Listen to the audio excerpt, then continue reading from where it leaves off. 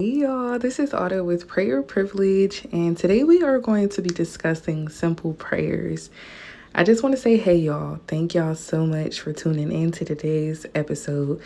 It's been a good minute since I released a video, but it's all in good reason. I've been really just drawing close to God and really just developing the friendship with God, and it's just amazing when you really delve into past Father, past God, but really as a true friend. So I just love that, amongst, of course, momming is always keeping me busy. But yes, we love being productive in the Lord. So yes, let's talk about simple prayers. Here recently, I have just been figuring out that my mind is not as sharp as I want it to be. And with that, it's really been calling me to pray differently, to pray the quote unquote, which is the reason why I put it in quotations, simple prayers.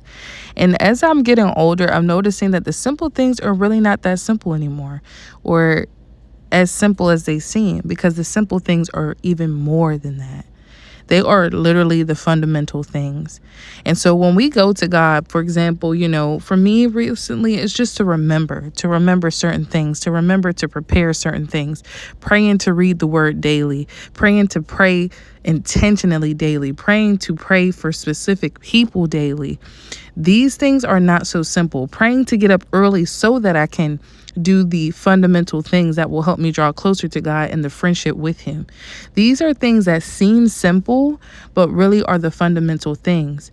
And when we think about praying and using our words and using our authority, it's so important to remember the power we have when we pray and when we use our tongue. When we pray out loud, when we speak to God, it's a very powerful thing. And so the very things that we are praying can be super important and pivotal to our relationship with God in our life. And then the very things that we are not praying, the very simple prayers that we are not praying, those are the blind spots. Those are the ways that we can be left uncharted or unguarded with God's Holy Spirit. So today I just want to read a quick scripture that I felt like praying over this tied into what we were talking about in a simple but in a complex kind of way.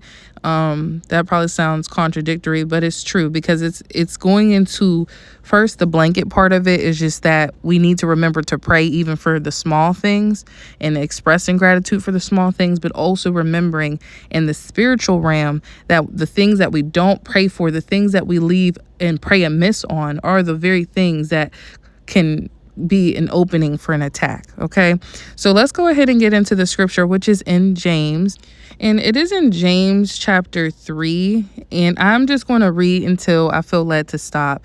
And so for verse 1, it says, "Not many of you should become teachers, my brothers, knowing that we will receive heavier judgment.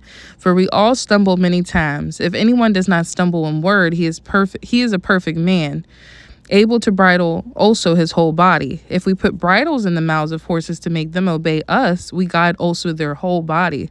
Look also at ships. Although they are so big and are driven by strong winds, they are steered by a very small rudder wherever the man at the helm is inclined to go." So I want to stop right here in verse 4, because verse 4 is what took the cake for me on this being the scripture to use, is that it says that they are steered by a very small rudder. So a boat is huge, but the thing that helps them to get direction is the small rudder. And that's the same for our prayers and the simple things we may be missing that we're not praying about.